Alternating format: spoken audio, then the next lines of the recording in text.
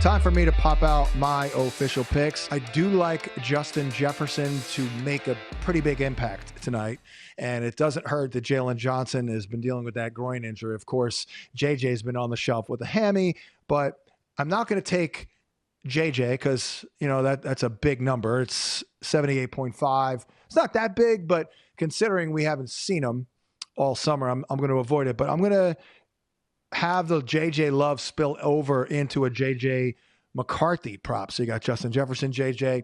I think Jefferson, by the way, gave up JJ. I think he's going to go by Jetta, whatever. But anyway, but JJ McCarthy over 220.5 because Jefferson's going to do very well in the matchup, I believe. It is a pass-oriented offense.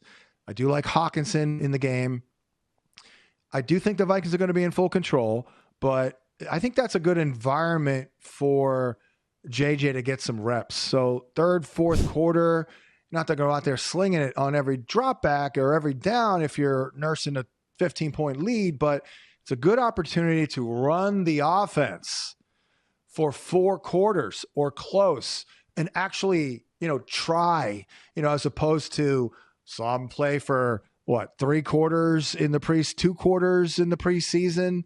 The last year, saw him play about the same this year. Very minimal. Can we see him play football for 4 quarters in this offense and try really hard? Like it's a very important game, unlike the preseason. So we will see that, and I do think that ultimately it's going to get him over 220.5. And then we go to TJ Hockenson. Over 42.5. I was in on this a yard or two under that, but I do like it quite a bit. Let's not forget Addison is out. JJ did not work all that much with McCarthy this summer. Thielen just joined the team. So among all his top receiving playmakers, who did JJ work the most with? It's Hockenson. And, oh, by the way, who has the best matchup? It's Hockenson. Who has the best recent history? It's Hockenson. He had 7 grabs for 114, 5 for 52 in the matchup. And as I mentioned earlier, the Bears gave up 12.1 yards per reception to tight ends. That is a pretty big number. And, yeah, this was kind of my offseason take. I think we're going to see a lot of bigger shot plays down the seam to Hockenson, basically. I do think that JJ is very good in the intermediate area. Like, he's got a really good arm, but on the deep ball, it does kind of die a little bit, that deep ball. I haven't seen a lot of it this year, but I do think, though, he's got a very good arm for that short to intermediate game. I think he's going to be firing off some missiles to Hockenson this year, and you get him in stride, and he's very good athlete. So we're going to get a big year from Hockenson. Basically, that has been my contention. He was my top tight end target.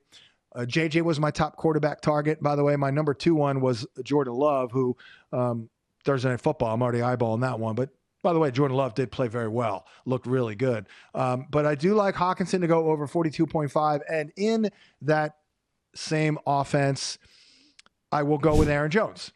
Seems a little too easy, a little too good to be true, quite frankly. At 51.5 yards, as we mentioned earlier in the program, the Bears were sus against the run last year. They allowed the second most adjusted yards before contact per attempt per fantasy points data, second most rushing yards.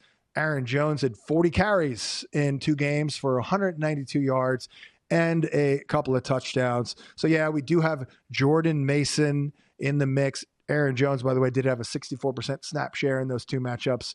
It might not get to that because Mason's there, but we're going to be in control here. They're going to run the ball. There's no reason to put JJ back, drop him back 40-plus times. So over 51.5, I feel pretty good about that. And then last but not least, with the propage, I do like DJ Moore to go over the number here. That is 57.5.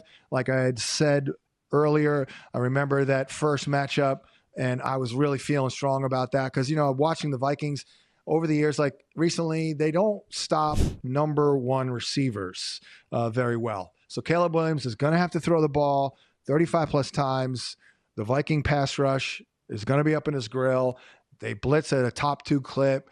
Caleb's production dropped, fell off a cliff up against the blitz, 64% to 58% up against the blitz. So they're going to have to get the ball out quickly. And who better than DJ Moore, who had 7 grabs for 106 with a tutty and then 8 for 46. So we'll go over 57.5, will DJ Moore. And by the way, good schematic matchup. And the Vikings gave up the 3rd most receptions and the 2nd most receiving yards per game to outside receivers. He'll see a lot of Jeff Okudah, who is former number 1 pick.